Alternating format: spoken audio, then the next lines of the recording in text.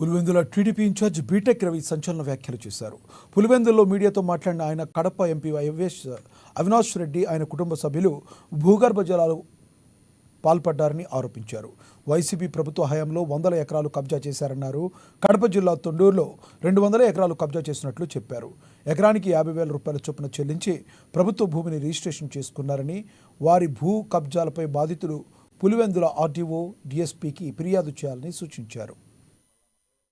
వచ్చి గండి రూట్ లో పోయే డిప్లొమా కాలేజ్ దగ్గర దాదాపు 3 ఎకరాల డీకేట్ ల్యాండ్ ను కూడా ఆ జెడ్పీటీసీ కూడా ఆక్రమించేసి పిఎల్ఆర్ వాళ్ళకు రెంట్ ఇచ్చి తర్వాత లీజుకి ఆ లీజ్ డబ్బులు కూడా అతనే తీసుకుంటాడు. ఇప్పటికీ అతని ఆధీనంలోనే ఉంది.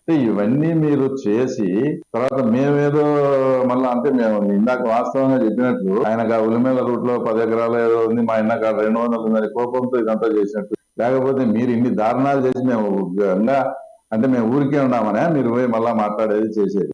వాళ్ళు చెప్పడం చెప్పులు అరిగిపోయేటట్టు మేము భాస్కర్ రెడ్డి గారి దగ్గరికి తిరిగినాం. మా భూములు అన్ని ఆక్రమించుకుంటారా ఈ రూట్ లో. మాకు ఒక భూమిని వీళ్ళు ఆక్రమించాలంటే ఇప్పుడు కొత్త స్టైల్ దాంట్లో ఏదైనా గుడి కానీ చర్చి కానీ కడితే దానిలో కానీ ఒక చర్చి నిర్మాణం చేస్తే దాని చుట్టూ ఆక్రమించుకునే సందర్భం పులివెందుల్లో రండి, మీరు రండి, నేను చూపిస్తాను. కనంపల్లిలో మేము చెప్పులు అరిగేట్టు తిరిగినాము భాస్కర్ రెడ్డి సార్ దగ్గరికి, కానీ మాకు లేదు. మా భూములన్నీ కూడా మాకు సంబంధం లేకుండా అందరూ గీకేడు చేసుకొని లాస్ట్ కు మన గొర్రెలు తోలకపోయేదానికి పశువులకు మేత గుట్టకపోయేదానికి కూడా వీలు లేకుండా చేశారని వచ్చి గండి రూట్ లో పోయే డిప్లొమా కాలేజ్ దగ్గర దాదాపు 3 ఎకరాల డీకేట్ ల్యాండ్ ను కూడా ఆ జెడ్పీటీసీ కూడా ఆక్రమించేసి పిఎల్ఆర్ వాళ్ళకు రెంట్ ఇచ్చి తర్వాత లీజుకి ఆ లీజ్ డబ్బులు కూడా అతనే తీసుకుంటాడు. ఇప్పటికీ అతని ఆధీనంలోనే ఉంది. ఇవన్నీ మీరు చేసి తర్వాత మేమేదో మళ్ళీ అంటే మేము ఇందాక వాస్తవంగా చెప్పినట్లు ఆయన